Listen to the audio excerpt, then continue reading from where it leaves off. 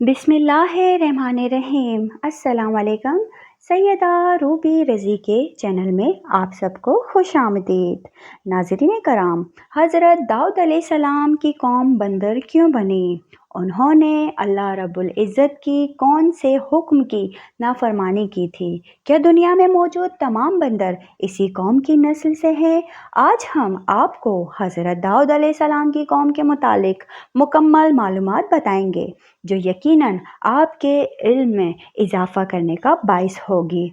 हज़रत दाऊद अलैहिस्सलाम अल्लाह के नबी और रसूल थे और अल्लाह रब्बुल इज़्ज़त ने आपको बादशाहत भी अता की थी। अंबिया कराम अलैहिस्सलाम ने हज़रत आदम अलैहिस्सलाम के बाद हज़रत दाऊद अलैहिस्सलाम ही वो पैगंबर हैं जिन्हें कुरान करीम ने खलीफा के लक़ब से नवाजा। कुरान करीम की सूरह बनी इसराइल में इरशाद है, और हमने बाज़ पैगंबरों को बाज़ पर फजीलत बख्शी और दाऊद को ज़बूर इनायत की। हज़रत दाऊद अलैहिस्सलाम की कौम के 70,000 आदमी उक़बा के पास समंदर के किनारे एला नामी गाँव में रहते थे, और ये लोग बड़े फराखी और खुशहाली की ज़िंदगी बसर करते थे।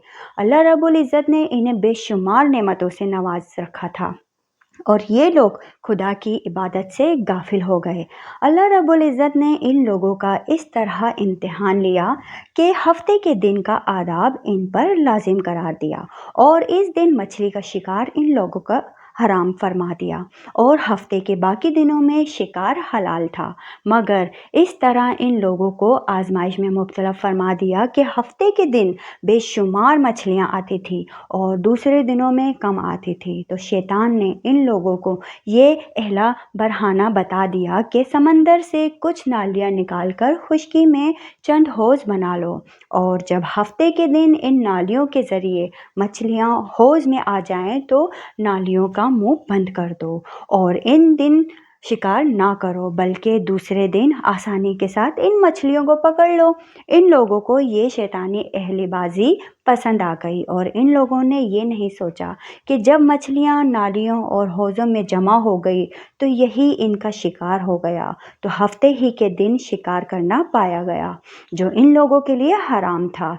इस मौके पर इनके 3 गिरोह हो गए। कुछ लोग ऐसे थे जो शिकार के इस शैतानी अहलियत से मना करते थे और नाराज़ और बेजार होकर शिकार से बाज रहे, जबकि दूसरे गिरोह के लोग इस काम को दिल से तो बुरा जानकर खामोश थे, मगर दूसरों को मना नहीं करते थे, बल्कि मना करने वालों से ये कहते थे कि तुम लोग ऐसी कौम की क्यों नसीहत करते हो जिन्हें अल्लाह रब्बुल इज़्ज़त हलाक करने वाला या सख्त सज़ा देने वाला है। जबकि तीसरा गिरोह वो सरकश व नाफरमान लोग थे जिन्होंने हुक्म खुदावंदी की एलानिया मुखालिफत की और शैतान के अहलेबाजी को मानकर हफ्ते के दिन शिकार कर लिया और इन मछलियों को खाया और बेचा भी।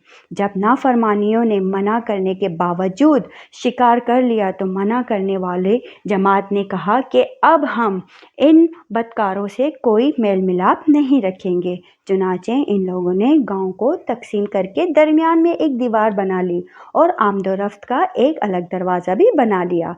हज़रत दाऊद अलैहिस्सलाम ने गज़बनाक होकर शिकार करने वालों पर लानत फरमा दी। इसका असर ये हुआ कि एक दिन खताकारों में से कोई भी बाहर नहीं निकला, तो उन्हें देखने के लिए कुछ लोग दीवार पर चढ़ गए, तो क्या देखते हैं कि वो सब के सब बंदरों की सूरत में तब्दील हो गए हैं।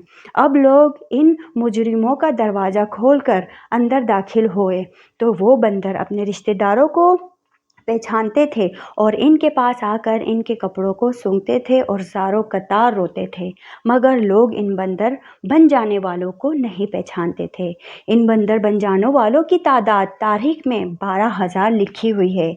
ये सब 3 दिन तक जिंदा रहे और इस दरमियान में कुछ भी खा पी ना सके, बल्कि यूं ही भूखे प्यासे सब के सब हलाक हो गए।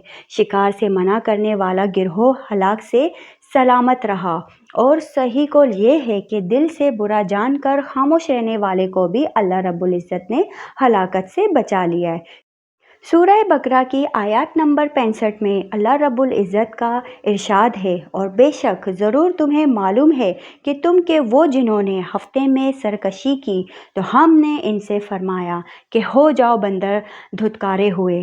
یہ مفسر واقعات سورہ الاعراف میں موجود ہے، جس سے معلوم ہوتا ہے کہ شیطان کے اہل بازیوں میں پڑھ کر اللہ ذوالجلال والاکرام کے احکامات کی نافرمانیوں کا انجام کتنا برا اور کس قدر خطرناک ہوتا ہے، اور خدا کے نبی جن بد نصیبوں پر لعنت فرماتے وہ کیسے ہولناک عذاب الہی میں گرفتار ہو کر دنیا سے نیست و نابود ہو کر عذاب نار میں گرفتار ہو جاتے ہیں اور دونوں جہان میں ذلیل و خوار ہو جاتے ہیں۔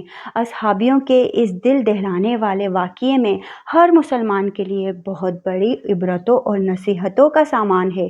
کاش اس واقعے سے مسلمانوں کے قلبوں میں خوف خداوندی کی لہر پیدا ہو جائے اور وہ اللہ اور اس کے رسول کی نافرمانیوں میں بھٹکنے سے منہ موڑ کر صراط المستقیم کی راہ پر چل پڑے اور دونوں جہانوں کی سربلندیوں سے سرفراز ہو کر اعزاز و اکرم کی سنت کے تاجدار بن جائے۔ آمین ثم آمین۔ اب ایک انتہائی اہم سوال یہ ہے کہ جو اکثر لوگوں کے ذہن میں ہوتا ہے کہ کیا اس وقت دنیا میں موجود تمام بندر اسی قوم کی نسل سے ہے؟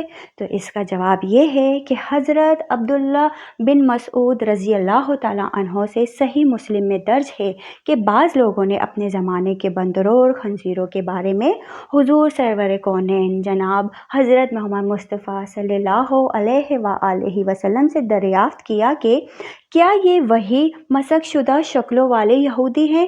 آپ صلی اللہ علیہ وآلہ وسلم نے ارشاد فرمایا، اللہ رب العزت جب کسی قوم میں مس کے صورت کا عذاب نازل کرتے ہیں تو ان کی نسل نہیں چلتی بلکہ چند روز میں ہلاک ہو کر ختم ہو جاتے ہیں۔